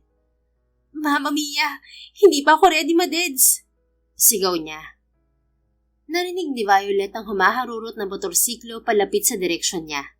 Paglingon niya, para bang nag-slow motion ang paligid. Patuloy na bumabaril ang nakamotor habang umaandar, at bawat putok ay asintado. Isa-isa nitong tinatamaan ang mga kalaban sa paligid. Para itong may anting-anting na hindi tinatabla ng bala dahil lahat ng asinta ng kalaban ay mintis, habang ang sa nakamotor ay sapul na sapul sa kalaban at kalkuladong-kalkulado ang bawat pagpapaputok nito, kahit na umaandar pa ang sasakyan nito. Kaya naman hangang-hanga si Violet sa nasasaksihan sa baba. Sandaling nawala sa isip niya na nakamitin siya. Mas naagaw ng rider ang atensyon niya. Kahit hindi pa niya nakikita ang mukha nito sa likod ng itim na helmet, parang nahulog na siya. Ramdam niya ang kumpiyansa nito. At parang mas delikado pa itong pagmasdan kaysa sa sitwasyon niya ngayon. Lord, impossible man. Pero sana si Misty Gay Dax to. Mas mahuhulog ako sa kanya kung ililigtas ako ng crush ko. Pero Lord, literal na mahuhulog na ako ngayon. Tulungan mo po ako. O Diyos ko, ayoko pang mamatay. Sigaw niya nang tuluyang naputol ang lubid. Bumagsak si Violet mula sa rooftop. Mabilis naman ang takbo ng motorsiklo pupunta sa ilalim niya. Abot kamay na siya nito nang biglang tumalon ang rider at sinalo siya nito sa ere. Mahigpit siya nitong niyakap habang pinoprotektahan ang ulo at katawan niya sa pagbagsak. Gumulong sila sa semento at narinig pa niya ang mahina nitong pagdaing. Gayunpaman, mabilis pa rin itong bumangon saka siya ikinubli sa gilid ng pader. Stay there for a while, miss. Saan nito saka muling nakipaglaban habang nasa likuran siya nito. Nanlaki ang mga mata ni Violet nang makilala ang boses nito. Misty Gay Dax, ikaw ba yan? My God, don't call me that, will you? Naiinis nitong tugon bago alisin ang suot na helmet. Sa tuwa ni Violet, idinikit niya ang katawan sa likuran nito. Gusto niya itong yakapin pero nakagapos pa rin ang mga kamay niya. Ikaw nga, ang Dax ko! Masaya niyang sabi. Wala siyang ideya na kasamahan ito ng pinsan niya, pero masaya siya na narito ito ngayon at ito pa ang nagliligtas sa kanya. Shucks! Lumayo ka nga sa akin, Violet. Nararamdaman ko ang susan mo sa likod ko. Ew! Huwag mong idikit, ano ba? Kadiri! Natawa na lang si Violet sa reaksyon nito. Pakawalan mo muna ako, marunong din ako lumaban. Matutulungan ko kayo. At may tao rin na gusto kong mahuli bago pa siya makatakas. Hindi ito nagdalawang isip at sandaling lumingon sa kanya. Hinugot nito ang tactical boot knife na nakasuksok sa combat boots, saka pinutol ang tali sa mga kamay niya. Bago pa ito bumalik sa pakikipaglaban, mabilis niya itong niyakap. Sandali itong natigilan pero humiwalay na agad siya. Thank you, Misty Gay Dax. Sabi niya saka hinila ito sa kwelyo at mabilis na hinalikan sa labi. See you later. Paalam niya saka tumakbo papasok sa 3 palapag na gusali. Kailangan niyang magmadali para hindi makatakas si Francis. Be extra careful, Violet. Sigaw ni Cody. Kahit nagmamadali, napahinto si Violet saka muling lumingon kay Cody. Thank you sa pag-aalala, Misty Gay Dax. Mag-iingat ako para sa'yo. Nagtaka si Violet nang tumakbo palapit sa kanya si Cody. Hindi ko pwedeng mag-isa. Kailangan kong i-secure ang kaligtasan mo. Napangiti si Violet. Nakakakilig naman ang pag-aalala mo. Che, huwag kang assuming. Mission ko to. Sabi nito sabay ikot ng mga mata. Ang arte mo, halikan kita dyan eh. Biro niya saka nagpatuloy sa pagtakbo. Kasabay naman niya si Cody sa tabi niya. Stop it, Violet. You already violated my body's rights. Imbento ka talaga. Violated my body's rights ka pang nalalaman dyan. Kung alam mo lang kung paano na-violate ang katawan mo, naku, baka mag-freak out ka. What do you mean? Nothing. Oops! May kalaban. Naputol ang pag-uusap nila nang lumitaw ang mga kalaban sa unahan nila. Mabilis na kumilos si Cody at hinila siya nito papunta sa likuran saka nagpaputok. Isa-isa nitong tinamaan ang mga papalapit na kalaban pero hindi nagtagal na ubusan ito ng bala. Marami pa ang natitira sa mga kalaban. Pinagtulungan ng mga ito si Cody. 2 sa gilid ang pinipigilan nitong umatake at may papalapit pa mula sa unahan. Dahil masikip sa pasilyo, Sumuot si Violet sa balakang nito sabay sipa sa tuhod ng lalaking nasa unahan kasunod ng isang uppercut. Nang matumba ang lalaki, agad siyang tumayo saka mabilis na bumaling kay Cody. Humawak siya sa balikat nito saka inangat ang kanyang sarili. At sa isang mabilis na galaw, nag-split kick si Violet na tumama sa magkabilang panga ng dalawang kalaban sa magkabilang gilid nila dahilan ng pagbagsak ng mga ito. Natawa naman si Violet sa reaksyon ni Cody sa ginawa niyang pagbukaka sa harapan nito. Kahit ganoon, sinalo pa rin ito ng dalawang bisig ang magkabila niyang hita. Ngunit namilog na naman ang mga mata nito dahil nakamukaka pa rin siya sa tapat ng dibdib nito. Dax, kunwari ka lang siguro na bakla ka, no? Mukhang sanay ka sa paghawak ng ganito. Grabing laki ng pagbuka mo sa akin. Para bang you're ready to push and pull my entrance? Sinasabi ko sa'yo, kahit magbading-badingan ka pa, titigas pa din yan. Promise. Pangaasar niya rito. My God, Violet. Ang bibig mo kung ano-ano lumalabas. Lalagyan ko talaga ng tape yan sa oras na matapos tayo sa mga pangit na to. Namula ang mukha ni Cody at agad siyang binitiwan. Mabilis naman ang kanyang reflexes. Isang kamay agad ang inilapat niya sa sahig, saka nagtumbling ng isang beses. Flawless ang paglanding niya sa semento at handa nang makipaglaban ulit. Ay sus, wag ako. Hindi ka na virgin, no, Dax? San kaya? Sa lalaki o sa babae? Pangungulit pa niya. Sumeryoso ang ekspresyon ni Cody. Umiwas naman si Violet ng tingin at naging seryoso rin nang marinig ang ugong ng bagong buhay na sasakyan. Mabilis siyang tumakbo sa kinaroroonan niyon at nakita niyang sumakay si Francis doon. Hindi mo ako matatakasan, Francis. Hinamon mo ako kanina at ngayon pagbibigyan kita. Hayop ka. Walang pagdadalawang isip na tumakbo si Violet patungo sa daanan ng sasakyan ng umandaryon. Hindi siya umiwas at sinalubong pa niya ito. Nang halos nasa harapan na niya ang kotse, tumalon siya. Pinatigas niya ang mga binti at buong lakas na sumalpok sa windshield. Nabasag ang salamin at sa isang iglap, nakapasok na siya sa loob ng sasakyan. Mabilis ang ginawa niyang pagkilos. Sinuntok niya sa gilid ng leeg ang driver, saka ito sinipa palabas ng sasakyan. Kinabig niya ang manibela para manatili ang kontrol, pero nakabunot agad ng baril si Francis na nasa backseat. Itinutok nito ang baril sa kanya kasabay ng pagbitiw niya sa manibela. Gumewang ang sasakyan kasabay ng paggewang nila sa loob hanggang sumalpok ang kotse sa tambak ng mga kalawang imbakan. Nasiksik si Violet sa unahan at sumalpok naman si Francis sa upuan. Sinamantala niya ang pagbawi nito ng balanse at agad sinuntok ang braso nito. Nabitiwan ng lalaki ang baril. Dinampot niya yon at agad na itinutok dito. Oh, ano ngayon, Francis? Di ba may laban ako kapag walang gapos? Nahuli tuloy kita. Nakangisi niyang sabi. Pinukol siya nito ng masamang tingin. Sino yung mga tumulong sa'yo, ha? Kapag nalaman ko kung sino sila, humanda sila sa akin. Titiyakin kong babagsak din sila sa mga kamay ko. Tumawa si Violet. Hindi ako tanga para sabihin sa'yo kung sino sila. Niwala ka sa kalingkingan nila. Wala na rin magagawa ang pagbabanta mo dahil tinitiyak kong ikaw ang babagsak sa ating dalawa. Wala na itong nagawa nang bumukas ang pintuan sa gilid nito at hinila ito ni Cody palabas ng sasakyan. Napansin pa ni Violet ang mabilis nitong pag-scan sa katawan niya. Ewan ba niya kung guni-guni lang niya, pero mukha itong napanatag nang makitang ayos lang siya. Siguro in love na siya sa akin. Mukha kasing nag-aalala talaga siya sa kaligtasan ko. Kung type niya ako, kahit bading siya, tanggap ko siya.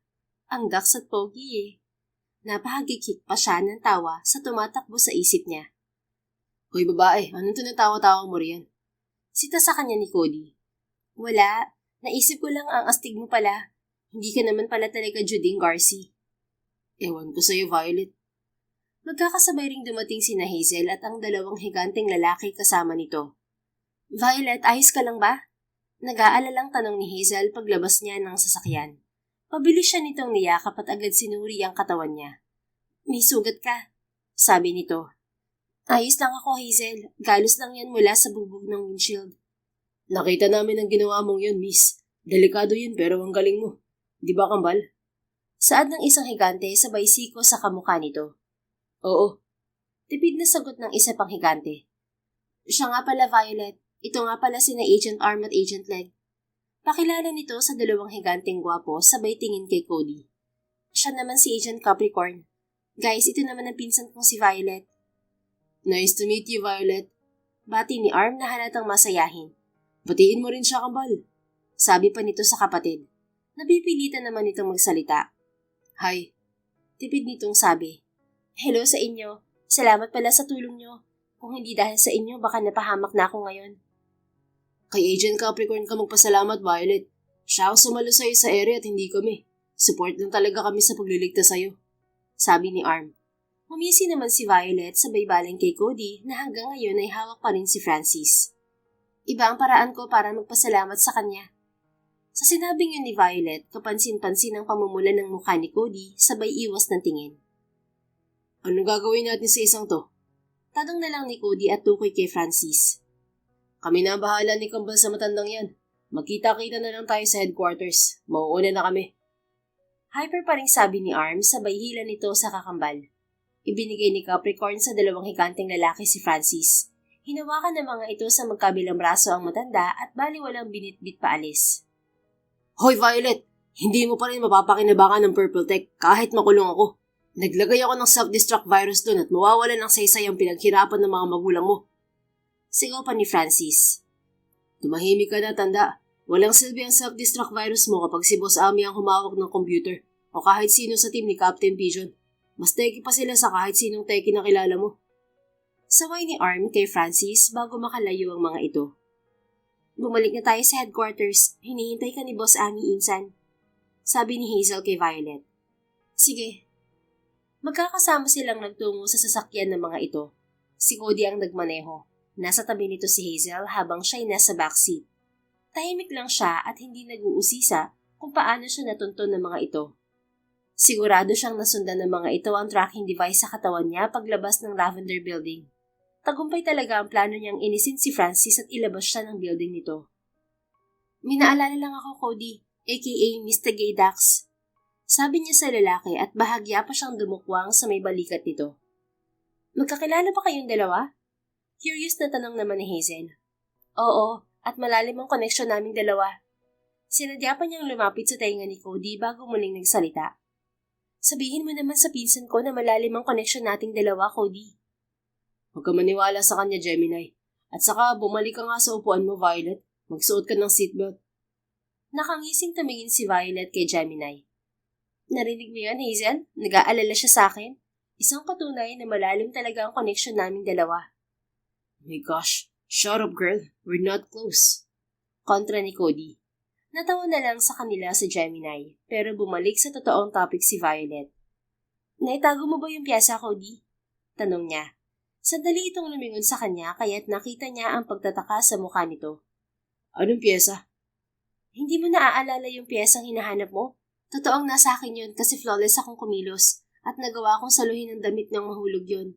Sinadya ko rin sumakay sa elevator na paibaba ang takbo para hintayin kang lumapit.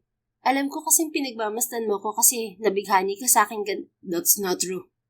Pagtanggi agad nito pero nagpatuloy siya sa pagsasalita.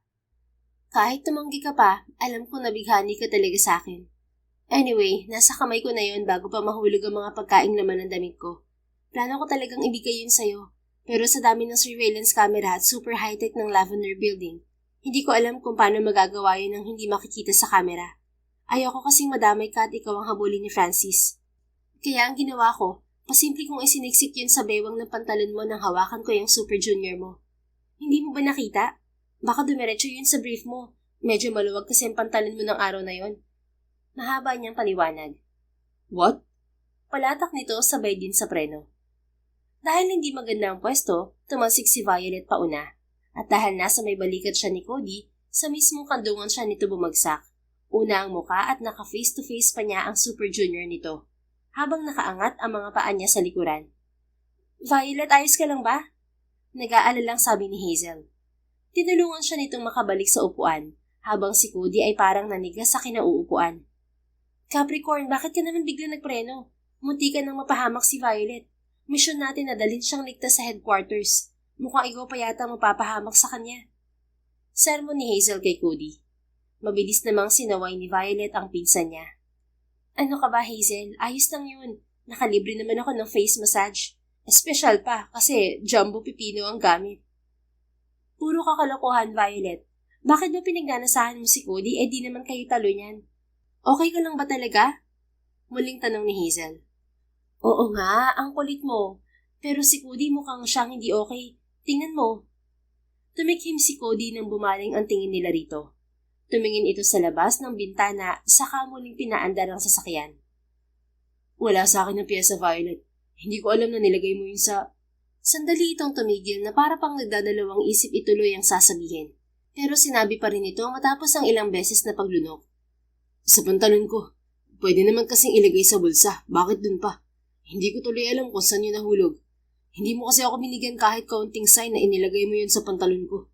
Paano kung nahulog yun dun sa building na yun mismo? Sinundot ni Violet ang tenga ni Cody nang makitang namumula yun. Uy, namumula na naman siya. Affected ka sa hawak ko, no? Naramdaman ko rin kanina na tumugon ng Super Junior mo sa mukha ko. Uy, hindi na siya gay. Gay na talaga siya. Sabi ko naman sa'yo titigas din yan, lalo na sa tulad kong maganda. Pangaasar niya rito. Stop it, Violet. Nagmamaneho ako. Saway nito sa kanya gamit ang baritono nitong boses. Ibig sabihin lang noon, naiinis na to sa kanya. Pwede bang magseryoso ka muna kahit sandali? Mahalagang bagay yung pinag-uusapan natin, hindi yung puro kakalokohan. Bumalik sa pagkakaupo si Violet. Humalukip-kip siya saka pinag-cruise ang dalawang hita. Sige, pagbibigyan kita. Seryoso na ako simula ngayon. Napansin ni Violet ang pagsulyap ni Cody sa kanya gamit ang rear view mirror. Pero inirapan lang niya ito. Salita naman silang tinitingnan ni Hazel bago ito napailing. Walang nagtangkang magsalita sa kanila hanggang makarating sa headquarters ng Fortress. Dinala siya ni Hazel sa opisina ng tinatawag nitong Boss Ami, ang may-ari ng organisasyon at boss ng lahat ng agent.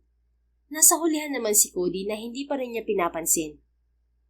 Pagdating sa loob, iniwan siya ng dalawa para makapag-usap sila ng pribado ni Boss Ami. Hindi na ako magpapaligoy-ligoy pa, Miss Violet Tan. Work for my organization. Kaagad nitong offer. Uminom ng tsaa si Violet na inihanda ni Agent Kira kanina bago siya nagsalita. Huhulaan ko. Alam mo na ang tungkol sa akin. Tama ba ako, boss? Yes. You're a talented electronics engineer who graduated in South Korea. You've also trained in self-defense for your own protection, and you've excelled in that field.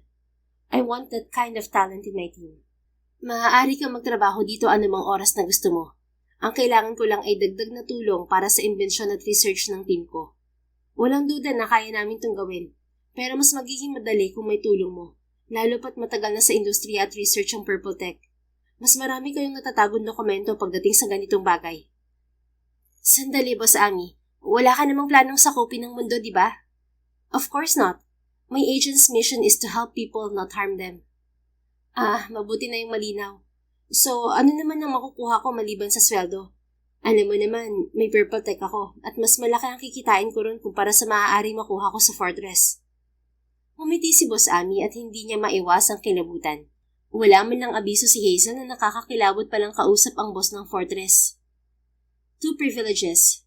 First, your enemy's imprisonment.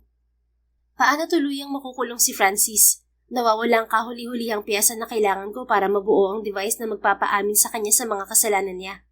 Wala na rin ang ibang fans ng Purple Tech na maaaring magturo sa kanya bilang salarin. Pinabura niya ang footage at pinasira ang mga dokumento simula nang akuin niya ang pamumuno sa kumpanya. Ibinenta pa niya sa auction ng mahahalagang bagay na pag-aari ng mga magulang ko. Hawak na siya ng Fortress, Miss Tan. Madali na lang ang ebidensya na magdidiin sa kanya, lalo na kung may kasalanan talaga siya. Bahagyan tumango si Violet. Walang imposible sa Fortress dahil maaasahan talaga ang mga ito pagdating sa ganitong bagay. Ano naman ang pangalawa? Tanong niya. Muling ngumiti si Boss Ami. Your son's protection. Natigilan si Violet at kinabahan. Maging ang pinakatatago niyang sikreto ay alam din pala nito. Huwag kang kabahan. Walang masamang mangyayari sa kanya. Ngumiti na naman ito, pero parang mas nadagdagan ang kaba niya. Tulad ng sinabi ko, masisigurado ng Fortress ang kaligtasan ng anak mo. Hindi mo na siya kailangang itago tulad ng ginawa mo sa loob ng 10 taon. Maaari na siyang mag-enjoy sa labas, tulad ng isang normal na bata. O kaya pwede mo siyang i-enroll sa Fortress Academy para matuto siya ng mas advance. Hindi lang sa academics, kundi pati ng self-defense sa murang edad. At pati na rin teknolohiya ay matututuhan niya rito. Hindi kami nagtuturo ng karahasan dito dahil may kasamang disiplina ang bawat natututunan ng aming mag-aaral. Malaking bagay ang offer ni Boss Ami para sa kaligtasan ng anak niya. Mapapanatag na siya kahit wala siya sa tabi nito. Hindi na rin siya magtitiis na hindi ito makita para lang mapaniwala si Francis na namatay ang anak niya pagkapanganak dito. Kahit nahuli na ang matanda, hindi pa rin dapat siya makampante, lalo na't kaligtasan ng anak niya ang pinag-uusapan dito. Sige, papayag na akong tumulong sa invention team ng Fortress, pero hindi ko pwedeng pabayaan ang Purple Tech, Boss Ami. Malaki rin ang kumpanya ng mga magulang ko, at ako lang ang nag-iisang tagapagmana niyon. Hindi ko yun pwedeng pabayaan. Then we'll form a partnership between Purple Tech and Fortress.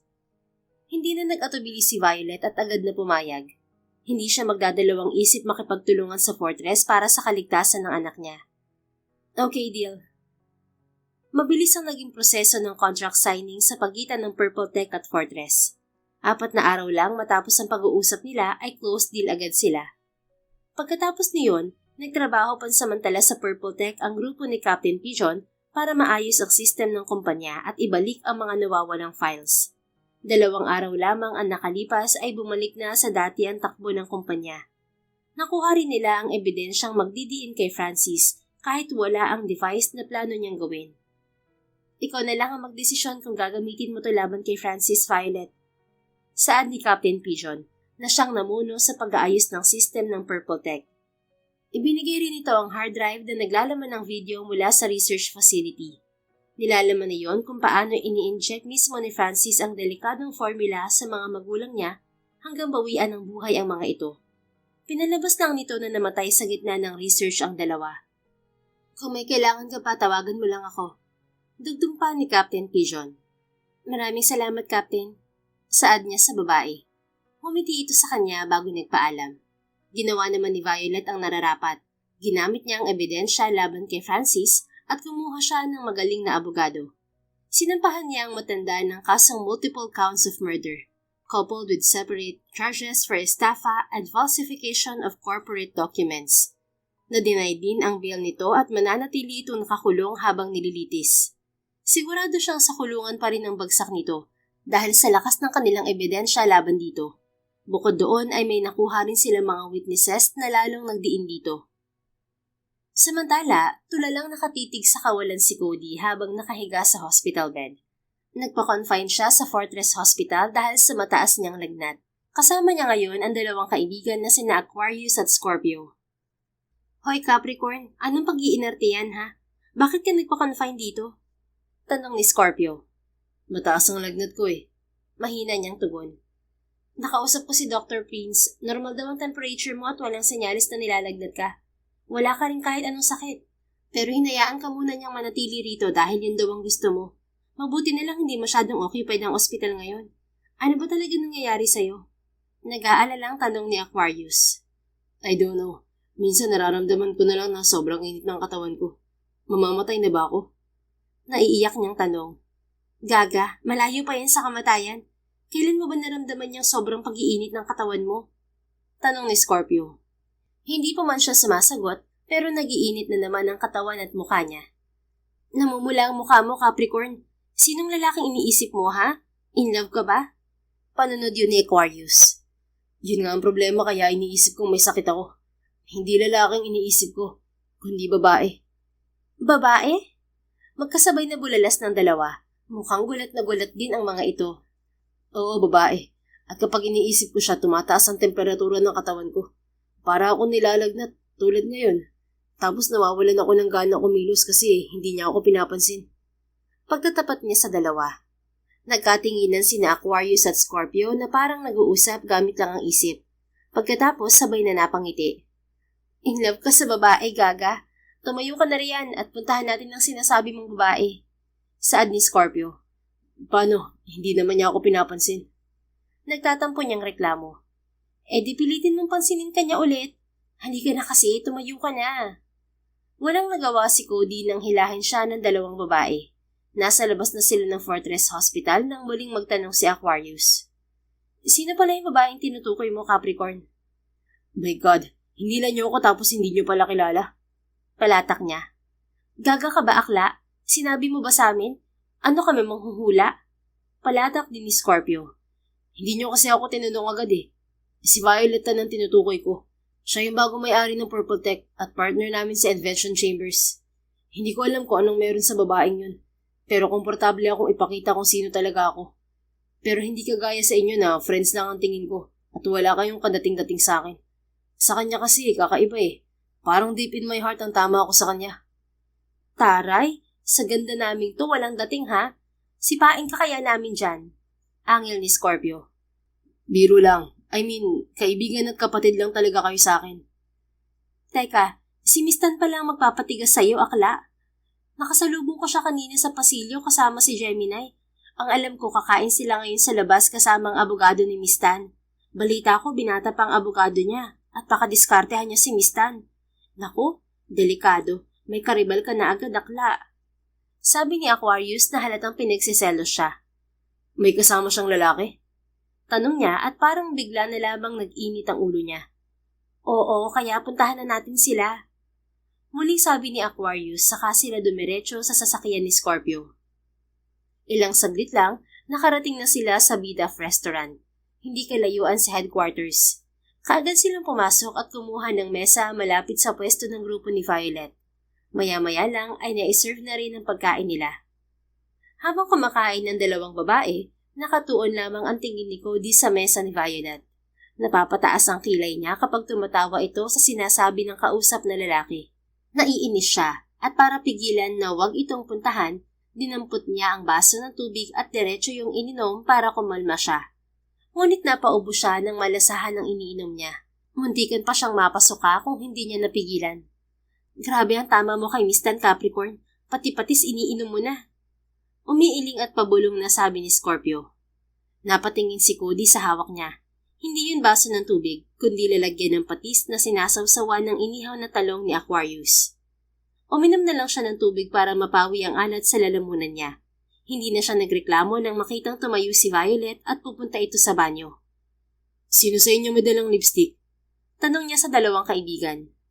Meron ako. Kailangan mo ba? Tugon ni Aquarius. Lagyan mo ko, Aquarius. Ha? Bakit? Kailan ka pa nahilig sa lipstick? Ang pula na ng labi mo. Hindi mo na kailangan maglagay nun. I need it. Lagyan mo na ako. Bilisan mo. Nagmamadali niyang sabi. Kahit nagtataka, mabilis naman itong dinukot ang lipstick sa dalang bag at nilagyan siya sa labi. Tumayo siya pagkatapos applyan ng lipstick ang labi niya at sinundan si Violet. Hinintay niya ito sa labas ng banyo hanggang lumabas ito. Cody, anong ginagawa mo rito? Tapos ka na bang kumain kasama ang mga babaeng yun? Pinigilan ni Cody ang mapangiti nang mahimigan ng selos sa boses ni Violet. Mga kaibigan ko lang sila. Nagyaya magpalibre. Tugon niya. So? Mataray nitong sabi habang nakataas ang isang kilay. I'm wearing a lipstick, Violet. Kumunot ang noon nito na waring nagtataka sa gusto niyang iparating. Ngunit maya-maya, bigla itong umiti sa kahinila ang kwelyo ng puti niyang polo. I told you, I hate it when you wear lipstick. Madiin siya nitong hinalikan na gusto niyang mangyari. Niyakap niya agad ito at muli niyang naramdaman ang init sa katawan niya. Si Violet lang ang nakakagawa ng ganoon sa kanya. Violet, let's talk. Pakiusap niyang sabi nang bahagya itong dumistansya. Sige, may kailangan din ako sabihin sa'yo. Pero bago yun, alisin muna natin ang kumalat na lipstick sa labi mo. Grabe, lasang patis ang bibig mo, Dax. Ano bang kinain mo? Akala ko kasi tubig ang iniinom ko. Patis pala. Minsan pala aanga-anga ka rin, ano? Nagkatawanan sila. Kumuha si Violet ng wet wipe sa bag, saka inalis ang makas ng lipstick sa labi ni Cody. Pagkatapos, bumalik sila sa kani-kanilang mesa at nagpaalam sa mga kasama nila. Nakangiting nag-thumbs up kay Cody ang very supportive niyang friend bago sila umalis ni Violet. Nagtaksi na lamang silang dalawa patungo sa isang seaside at doon sila nag-usap habang nakaupo sa buhangin. Sinadya mo bang maglagay ng lipstick para lang halikan kita, Cody? Panimulang tanong ni Violet. Nahihiyang tumango siya. Tumawa naman si Violet at marahang sinundot-sundot ang tagiliran niya. Ibig sabihin, type mo talaga ako. Naiinlove ka na ba sa akin? Nakangiti pa nitong tanong. Sandali niya itong tinitigan, saka siya napangiti. Hinawakan niya ito sa magkabilang pisngi at walang pagdadalawang isip na hinalikan sa labi. Ayaw niyang manggaling lamang sa salita ang magiging sagot niya. Gusto rin niyang maramdaman nito yon. Nagulat si Violet. pero naramdaman niya ang pagngiti nito sa katinugo ng halik niya. Walang ideya si Cody na ganito pala kasarap ma-inlove. Hindi pa siya nagkakaroon ng kahit na anong relasyon, babae man o lalaki. Bakla siya, oo, at attracted din siya sa mga lalaki. Pero mas pinili niyang irespeto ang reputasyon ng kanyang pamilya. Ayaw niyang dagdagan ang galit ng daddy niya kung malalaman nito na nakikipagrelasyon siya sa kapwa niya lalaki. Pero ngayon, isang babae ang hinahalikan niya. Malambot siya, pero kaya niya rin maging matikas para kay Violet. Cody, pabulong na sambit ni Violet sa pangalan niya habang magkalapat ang mga noo nila. Hinanap kita noon, pero pumasok ka na pala sa military. Ngayon magkasama na tayo. Karapatan mo ring malaman ang tungkol sa kanya. Bahagyang dumistansya si Violet bago nito dinukot ang cellphone sa bag. Mabilis itong pumindot saka iniharap sa kanya ang screen. Nasa larawan ng isang batang lalaki. Nakangiti ito at parang may kung anong humaplos sa dibdib niya at napangiti na rin siya.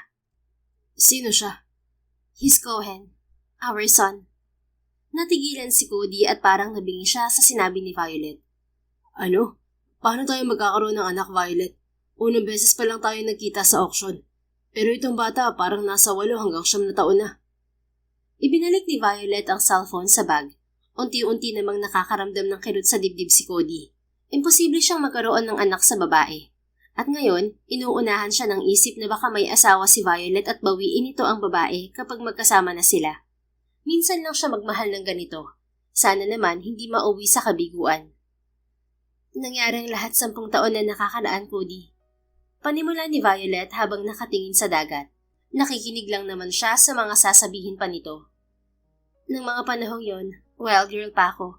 Palibhasa nag-iisa akong anak at palaging wala ang mga magulang ko dahil sa trabaho. Kaya kung saan-saang party ako pumupunta. Nakilala ko noon ang pinsan mo si Marco Santillanes. Naging kaibigan ko siya, pero hindi ko siya naging jowa. 17 years old pa lang ako nang sinabi ng parents ko na ipapakasal nila ako kay Francis kapag hindi ako tumino. Sa halip na tumino, mas lalo ako nagrebelde. Nagpabuntis ako para hindi matuloy ang kasal ko. Paano nangyari na akong ama ni Cohen? Tumingin sa kanya si Violet. Ngumiti ito. Alam ni Marco ang lahat ng nangyari. At ito lang ang masasabi ko. Yun ang pinakamagandang nangyari sa buhay ko. Kahit hindi mo alam na nangyari talaga yun, masaya ako kasi ibinigay mo sa akin si Cohen. Kaya lang hindi ko na ipagtapat sa iyo ang lahat. Nang malaman kasi ng mga magulang ko na buntis ako, hindi natuloy ang kasal namin ni Francis at ipinadala nila ako sa Korea. 2 taon pagkapanganak ko kay Cohen, umuwi ako sa Pilipinas para hanapin ka. Pero nasa military ka na. Nagkaroon din ng pagtatangka sa buhay ko, kaya't itinuon ko ang atensyon sa pag-aaral ng self-defense habang paminsan-minsan ay dinadalaw ang anak ko. Hindi ko siya pwedeng makasama ng matagal dahil baka mapahamak siya. Unti-unting nag-sink in sa isip ni Cody ang nangyari. Kung may kinalaman ang pinsan niyang si Marco, isa lang ang ibig sabihin niyon. Nilinlang siya nito bago pa siya pumasok sa military. Tell me, Violet, did you pretend to be a transgender while I was blindfolded the entire time? Yun lang ang naisip niyang senaryo kung paano niya nagalaw si Violet nang hindi nakikita ang mukha nito. Yes. Walang gaton nitong tugon. Bumuntong hininga si Cody. Hinawakan niya ang kamay ni Violet. I'm sorry about that. You were only 17 when I pushed and pulled at your entrance. And I was just 19 at that time. Hindi ko alam na ikaw ang kasama ko sa silid na yun. Akala ko sili ko nang nahahawakan ko. Pero real Susan pala. Nilinlang ako ng pinsan ko. Siya ang unang nakaalam na bakla ako at pareho pa kaming immature mag-isip ng mga panahong yun. Ako rin mismo humingi ng tulong sa kanya para maranasan ko ang sex bago pumasok sa military. Sa pamilya kasi namin, sa oras na pumasok kami sa serbisyo, wala na kaming oras para sa sarili namin, lalo na sa pagbuo ng pamilya. Ang alam ko, lalaking trans ang katali ko. At inaamin kong nag-enjoy ako that time, kaya buong puso kong tinanggap ang pagiging bakla ko. Salaysay niya nang maalala ang lahat ng nangyari 10 taon na ang nakakaraan. Bakit ka nagsasorry? Ako naman ang pumilit kay Marco na gawin yun. Kaya nga piniringan ka namin para hindi mo malaman na tunay na babae ang kasama mo. Kasi kapag nalaman mo baka umayaw ka. Type pa naman kita kahit alam kong bakla ka. Napangiti si Cody, kaya siguro hindi siya nag-aalinlangang magpakita ng kabadingan sa harapan ni Violet dahil gusto nito ang pagiging bakla niya. Hindi pa nga ako nakakapagpasalamat kay Marco eh. Hindi na kasi kami nakapag-usap pagkatapos ng araw na yon. Dahil sa nangyari, nagkaroon ako ng Cohen at ngayon kasama pa kita. Pinangarap ko lang to noon, pero natupad na ngayon. Magiging kumpleto ng pamilya natin. Muli nitong sabi. Umalakbay si Cody kay Violet at marahan itong isinandal sa dibdib niya. Huwag mo nang kausapin si Marco. Nagbago na yun. Hindi na siya ang Marco na nakilala mo noon. Kung dating umingiti pa siya, ngayon wala na. Mas malamig pa siya sa yelo. Kinatatakutan nga yun sa kampo eh. Kahit ako, hindi na lumalapit sa kanya. Dati suportado niya ako. Pero ngayon ayaw na niya sa akin. Naiinis agad siya sa kabaningan ko. Ewan ko ba sa taong yun? Okay, sige. Hindi ko na siya kakausapin. Baka nga nakalimutan na rin niya ako. Pag-usapan na lang natin ang tungkol sa ating dalawa, Cody. Noon ba sa auction, nakilala mo agad ako? Oo naman. Hindi ko nga rin nakalain na doon tayo magkikita. Kaya ginawa ko lahat para mailigtas ka kay Francis. Kasi nga kailangan ka pang makita ng anak natin. Kaya ko naman kasi ang sarili ko. Pero hindi mo dapat ginawa yun. Pwede naman kitang tulungan kung sinabi mo agad na nasa panganib ka. Wala na kasing oras para magkwentuhan pa tayo. Tama nga naman. Pero naiwala ko pa rin ang pyesa. Sandali silang nanahimik. Violet, gusto kong makilala si Cohen. Basag niya sa katahimikan at hindi niya maitago ang excitement. Sige, ipapakilala kita sa kanya pag uwi niya mula sa Korea. Nasa Korea pala si Cohen? Oo, itinatago ko kasi siya kay Francis, kaya hindi ko pa siya maiuwi sa Pilipinas. Pero ngayon pwede ko nang gawin yun. Siya nga pala, kilala ka rin niya bilang daddy niya. Sa larawan ka lang niya nakikita at naghihintay rin siyang makilala ka sa personal. Sigurado ako matutuwa si Cohen kapag nakita ka niya. Nangako kasi ako sa kanya na gagawin ko lahat mabuo lang tayo bilang pamilya. Mahigpit niyang niyakap si Violet. I'm gay, but it doesn't mean I can't be a father to my child. I promise I'll take care of both of you. Maybe I look like a puppy, but I can be a wolf when someone hurts you both. Thank you, Cody. My Mr. Gay Dax, you don't need to change because I love you just the way you are. Na-flatter ang puso ni Cody sa pagmamahal ni Violet. Isang pagmamahal na hindi niya kailangan baguhin ang sarili para matanggap. Tanggap siya nito maging sino man siya. I love you too, Violet. Ikaw lang ang nagparana sa akin na parang lalagnatin ako kapag lumalapit ka. At nanghihina naman ako kapag hindi mo ako pinapansin. Nakakabaliw pala magmahal. Pero handa ako mabaliw basta ikaw lang ang kababaliwan ko. Nice. Ang sarap pala magpakilig ng bakla. Natatawa nitong biro. Tumawa lang si Cody at nanatili sa bisig niya si Violet. Nandidiri pa siya noon sa isiping hahawak siya ng babae at magkakaanak. Pero iba pala ang pakiramdam niyon sa totoong buhay. Hindi nakakadiri dahil sobra-sobrang kasiyahan ang hatid sa kanya ng isang babae at isang bata. Ngayon niya naramdaman na kumpleto na siya, lalo pat malapit ng mabuo ang kaniyang pamilya. Napatunayan din niya na malamya lang pala siyang kumilos at magsalita, pero lalaki pa rin pala siya. At paninindigan niya ang kanyang mag-ina, bakla man siya o lalaki. Mabilis na lumipas ang ilang buwan. Naging magaan ang pamumuhay ni Violet kahit tambak siya ng trabaho sa Purple Tech at maging sa research kasama ang invention team ng Fortress. Ipinagkatiwala naman niya kay Cody ang buong files tungkol sa Project Lilac dahil hindi na nito nakita ang pyesa at para mabuo na rin ang confession gadget nito. Masaya rin siya dahil buo na ang kanyang pamilya. Na-transfer na niya si Cohen sa Fortress Academy at nasa adjustment pa ito ngayon dahil lumaki ito sa Korea. Tanging Korean at English lamang ang alam nitong lingwahe at nagsisimula na rin itong mag-aral ng Tagalog. Lumipat na rin sila sa kondo ni Cody at doon na sila naninirahan ngayon. Napapangiti na lang si Violet kapag naiisip niya kung paano niya pagsamantalahan si Cody kapag nasa bahay sila. Pagsasamantalang may permiso nito. Miss Tan.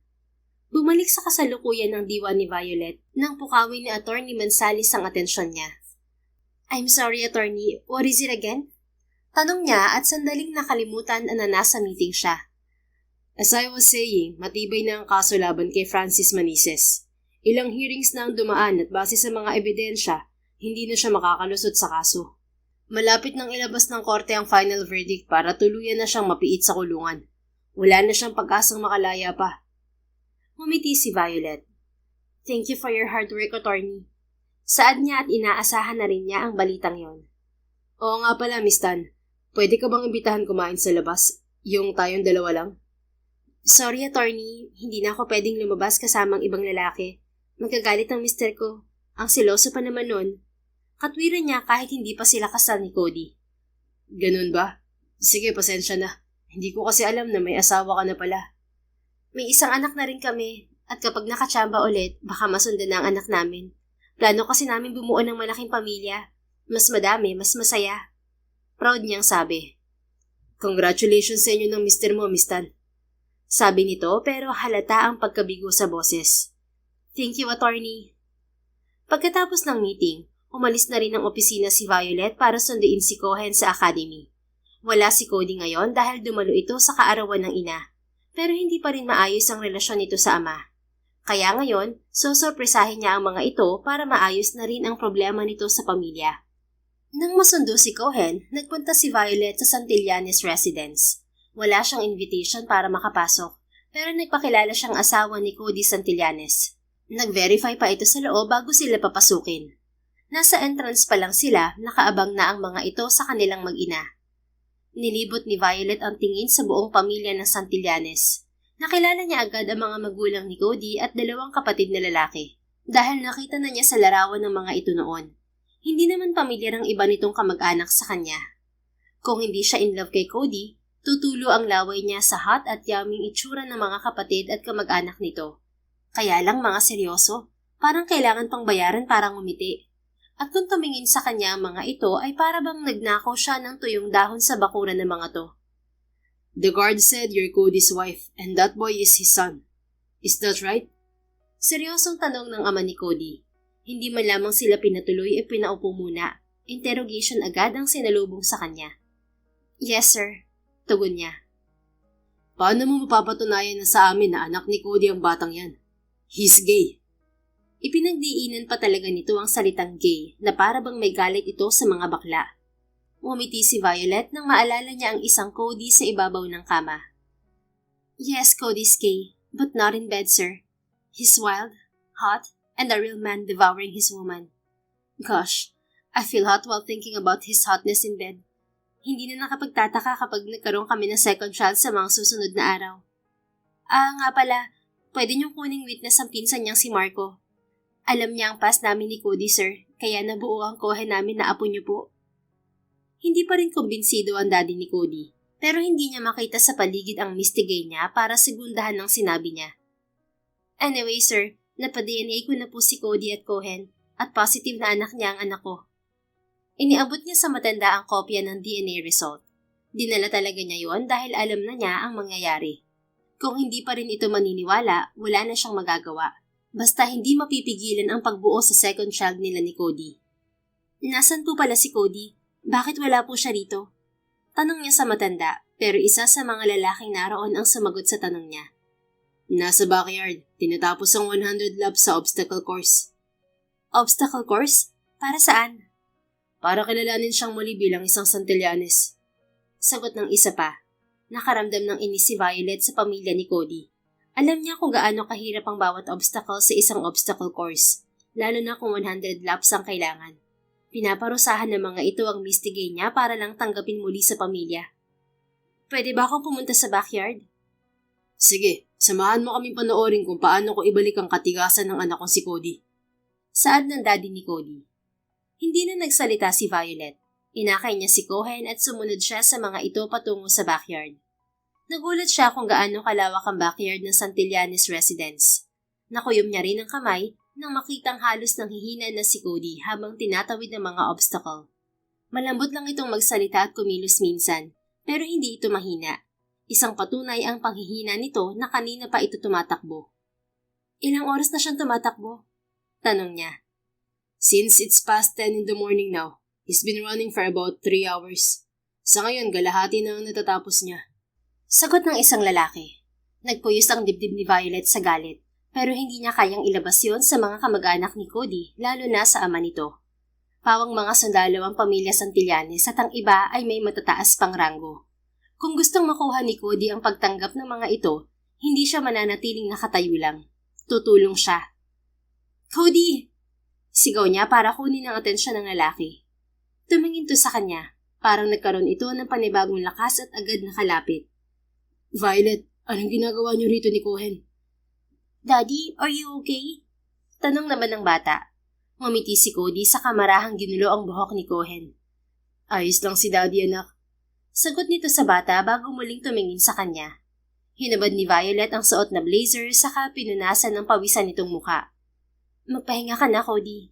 Seryoso niyang sabi. Tumingin ito sandali sa ama bago nagsalita. Hindi pwede, Violet. Kailangan ko itong gawin para mapatawad ako ni Daddy. Kung pipigilan mong tapusin ni Cody ang obstacle course, iha, hindi ko na siya kikilalanin bilang anak.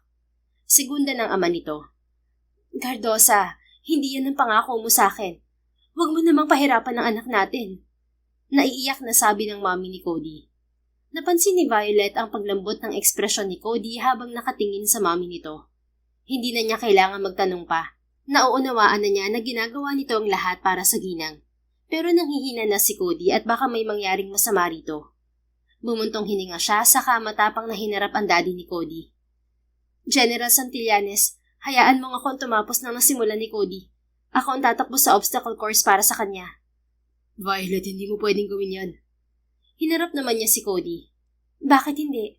Asawa mo ko, Cody. Tanggap kita kahit ano ka pa. Kailanman hindi kita hinusgahan dahil mahal kita. Hindi ko hahayaan na may masamang mangyari sa iyo sa pagtakbo mo habang matindi ang sikat ng araw. Magpahinga ka na at ako ang tatapos ng obstacle course. I said no! Malakas nitong sabi at halos dumagundong ang baritono nitong boses sa paligid. Hindi ko rin hahayaan na ikaw ang mabilid sa araw, Violet. Hindi kita iniligtas noon sa kamatayan para ipahamak lang dito. Tatapusin ko to tulad ng gusto ni Daddy. Pagod ka na, Cody. Nakikita ko nahihirapan ka na sa pagtakbo. Paano kung mapahamak ka? Ayoko maiwan mag-isa at ayoko mawala ng ama si Cohen. Hinawakan ni Cody ang mukha niya. Parang sila na lamang dalawa ang naroon at wala na silang pakialam sa pamilya at kamag-anak nitong nakatingin sa kanilang dalawa. I won't die. I promise. Ano pang hahawakan ko sa pangakong yan, Cody? Pwede mo rin namang hindi tapusin yan. Kung ayaw ka nila, pwes ako at si Cohen tanggap na tanggap ka. Hindi mo na kailangan magpakapagod para lang makuha ang validation namin ng anak mo. Dahil kahit ano ka pa, tanggap ka namin. Sige na, huminto ka na lang. No, Violet. Itutuloy ko to. Here, pangako na hindi ako mapapahamak. May dinukot ito sa bulsa saka ipinakita sa kanya. Napasinghap naman siya nang makita ang isang singsing. I won't die because I want to marry you after this. Hindi ito ang proposal na pinaghandaan ko. Pero para mapanatag ka, magpo-propose na ako ngayon sa harapan ng pamilya ko, kamag-anak at anak natin. Kahit nang hihina, iniluhod pa rin ito ang isang tuhod sa harapan niya. Violet Tan, will you marry me? Tumulo ang luha ni Violet at hindi na niya pinatagal ang pagluhod ni Cody. Yes, of course. Tugon niya saka ito inalalayang tumayo. Isinuot nito ang singsing sa daliri niya. Pagkatapos, hinawakan naman niya ang kamay ni Cody. Actually, plano ka na rin to ngayon. Sabi niya, sabay labas din ang singsing na inihanda niya. Naisip niyang bumili ng singsing at mag-propose kay Cody kung hindi pa ito magpo-propose sa kanya. Hindi rin ito ang plano kong proposal dahil gusto ko mag-propose kapag bumalik na sa ayos ang relasyon mo sa pamilya mo. Pero ibibigay ko na rin to sa'yo dahil nauna ka nang mag-propose sa akin. Be with me for the rest of our lives, Cody. Of course, we will be together for the rest of our lives, my future wife. Hindi pa man niya naisusuot ang singsing sa daliri nito. Hinalikan na siya nito. Wala pa sana itong planong dumistansya kung hindi lang tumikhim ang daddy nito. Saka pa lamang niya isinuot ang singsing dito. Hintayin niyo ako dito. Tatapusin ko lang ang obstacle. Sabi ni Cody bago sila mabilis na hinalikan ni Cohen. Cody, that's enough. Pagpigil ng daddy nito. You may rest. Tugtong pa nito bago lumapit ang matanda kay Cohen. What's your name again, grandchild? Nakangiti nitong tanong sa bata. I'm Cohen Tan Santillanes, sir. Tugon ni Cohen na parang isang sundalo. Natawa naman si General Santillanes. Cohen, I'm your grandfather, and you may call me Lolo. Alright, Lolo. Wanna come with me inside? Tanong muli ng matanda. Sandaling tumingin kay Violet si Cohen. Ngumiti naman siya bago tumayo. Yes, Lolo. Masiglang tugon ni Cohen. Hinawakan ng matanda ang kamay ng bata bago bumalik ang mga ito sa loob ng modernong ancestral house. Sa kilos pa lang ng matanda, mukhang tanggap na nitong muli si Cody. Sumunod dito ang mga kamag-anak habang ang mommy nito ay niyakap silang dalawa. Salamat sa magandang regalo mga anak ko. Congratulations sa nalalapit niyong kasal, Cody, anak. Bumalik ka muna sa silid mo at magpahinga. Kami na bahala kay Cohen. Okay, Mom. Tugon ni Cody. Pag-alis ng mommy ni Cody, saka pa lang nila napansin ang isang lalaking naiwan doon. Marco? Hindi siguradong banggit ni Violet sa pangalan nito. Kamukha ito ng Marcong kilala niya, pero ibang-iba na ito ngayon, lalo na sa aura. Tama nga ang sinabi ni Cody at hindi niya alam kung anong nangyari rito. A simple experience from the past leads to a happy life. Lucky you, Cody. Seryoso at malamig nitong sabi bago umalis. Si Marco ba talaga yun, Cody? Nagtataka niyang tanong. Oo, sabi ko naman sa'yo mas malamig pa sa yelo ngayon ang pinsan kong yun. Hayaan na lang natin siya, buhay niya yun. Samahan mo na lang ako sa kwarto.